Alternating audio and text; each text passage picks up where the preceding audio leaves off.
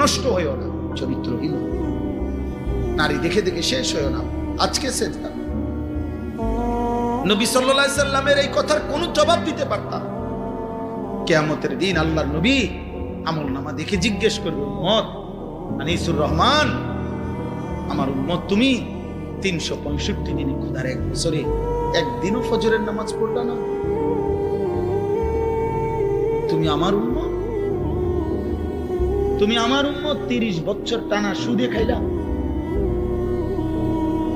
60 বছর বয়স তোমার প্রতিদিন বিড়ি সিগারেটে খাইয়া গেলা, তুমি আমার উম্মত, 60 বছরও মনে পড়ে না এটা গুনাহ, 60 বছর বয়সেও মনে পড়ে নাই যে টেলিভিশনে নাচ গান দেখা গুনাহ, তোমার স্ত্রী 30 বছর বয়স পর্যন্ত 30 বছরও কোনোদিন পর্দা করে নাই, তোমার মৃত্যু পর্যন্ত তোমার ঘরে নিয়মিত রঙিন টেলিভিশন চলতো, নর্তকী নাচতো, নাটক সিনেমা চলতো, তুমি আমার উম্মত, তুমি কবরে আসছো এটা কি নিয়া, হাসরে আসছো এটা কি নিয়া, আমি কি দেখে সুপারিশ করব? কথা বলে না। নবী সাল্লাল্লাহু আলাইহি সাল্লাম যে সুপারিশ করবে এটা জানেন? কথা বলেন না কেন? জানেন তো। সুপারিশের কোনো কাগজপত্র লাগবে না, কোনো ফাইল টাইল লাগবে না, এমনি। হ্যাঁ, তো আপনি কি দেখাইবেন? আরে বলেন না, আপনি কি দেখাবেন? এই সুদখোর বাপ, আপনি কি দেখাবেন?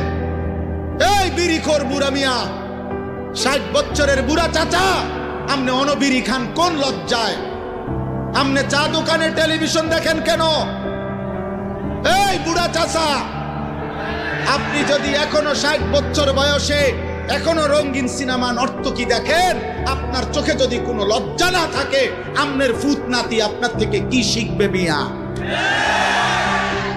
আমার বিরোধিতা করেন, কাল বলে দিয়েন এমন হুজুর, এমন ডাকাইতা হুজুর আজ জীবন আইনব না। হ্যাঁ কইেন, আপনি বলে যাই না, তাহলে অন কন তারা রেকর্ডিং করে রাখে যে এমন হুজুর আর আইনব না, এরকম ডাকাইত হুজুর তো দেখছি না।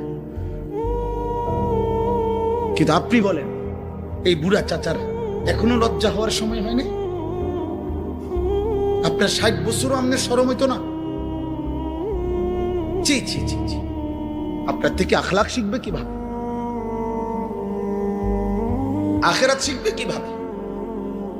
প্রজন্ম চোখের সামনে শেষ হয়ে যাচ্ছে, আমাদের চোখের সামনে আমাদের ছেলে মেয়েরা